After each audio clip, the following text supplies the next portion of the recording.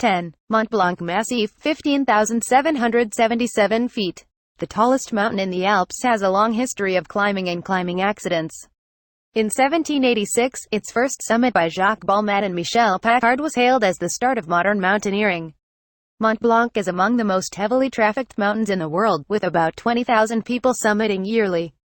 But all of its routes have the hazards of falling rock and avalanches. During peak season, rescue services have been known to average 12 missions per weekend. And it has the highest fatality rate of any mountain in Europe, with estimates at 100 deaths per year. The Atlantic described the reason for the mountain's deadliness as the frequent portrayal of Mont Blanc as a long walk and not a challenging climb. 9. Denali in Alaska, 20,320 feet. The highest peak in North America is also one of the most isolated and prominent in the world. A huge challenge of Denali is the time it takes to climb, with expeditions lasting 2 to 4 weeks. Denali is climbed yearly, but only around half of those who attempt it reach the top.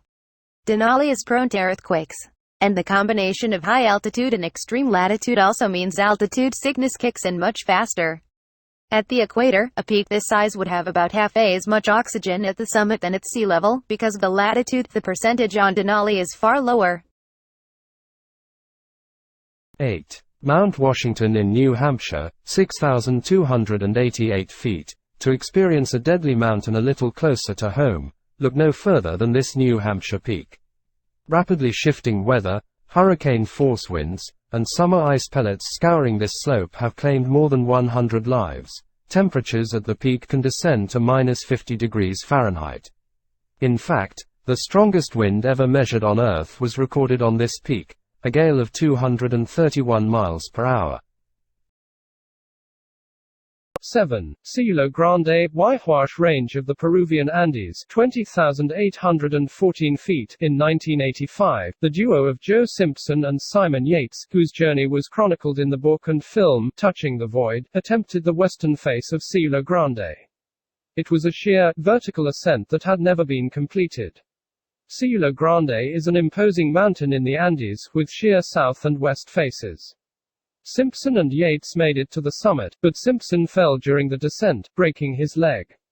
Then Yates, lowering the injured Simpson down by rope, lost sight of him over a cliff. After an hour passed with his position slipping away and Simpson unable to secure himself, Yates cut the rope. Incredibly, Simpson survived the 100-foot fall into a crevasse. Over the next 3 days, he subsisted on melted snow and hopped the 5 miles back to camp. He arrived shortly before Yates, who assumed Simpson had perished, was due to depart for home. 6. Mount Everest, Nepal-China border, 29,029 feet. With its marquee status, it would be easy to assume that Mount Everest is the deadliest mountain of them all. But, pound for pound, Everest claims a fairly small percentage of climbers considering the number of attempts every year. Since 2000, it has seen 1.4 fatalities for every 100 summits. In its history, it has more than 7,500 recorded summits. 5. Matterhorn, Switzerland-Italy border, 14,691 feet. With its first ascent in 1865, the Matterhorn has since gained in popularity and development. Easy access to high points on the mountain lead to the serious dangers of inexperienced climbers on over-trafficked routes. These days, the principal danger on the Matterhorn is its popularity, with over-eager tourists sending loose rocks onto the heads of fellow climbers below. Storms are also common during afternoons of summit season. This mountain sees an average of about 12 deaths per year, with more than 500 deaths since its first ascent. 4. Kangchenjunga, India-Nepal border, 28,169 feet. In 1999, a new James Bond novel found the superspy trekking up Kangchenjunga's dramatic ridges. Bond may have stopped to admire the gorgeous view, but, as our hero knows well, looks can be deceiving. Avalanches and bitter cold have made this one of the deadliest mountains in the world.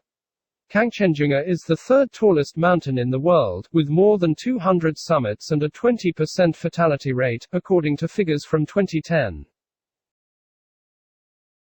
3. K2, Pakistan-China border, 28,251 feet.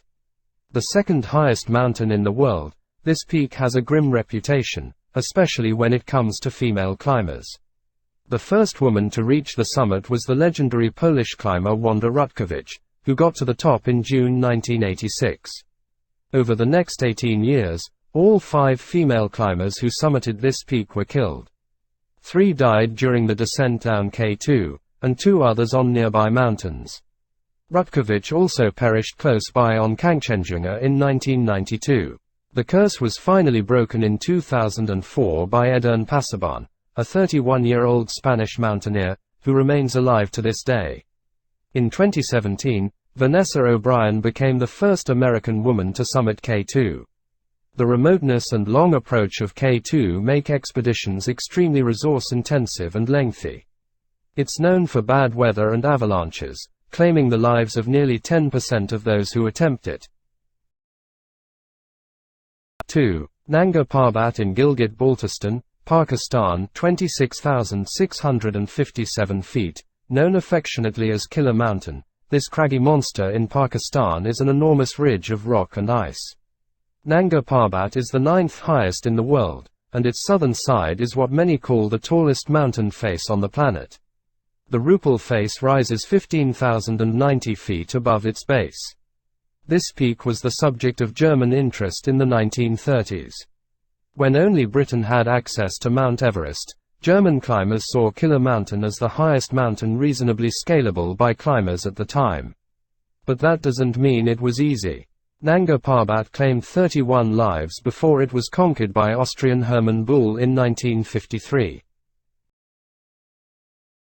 1. Annapurna in central Nepal, 26,545 feet. On this mountain, the 10th highest in the world, 191 climbers have summited the avalanche-prone peak.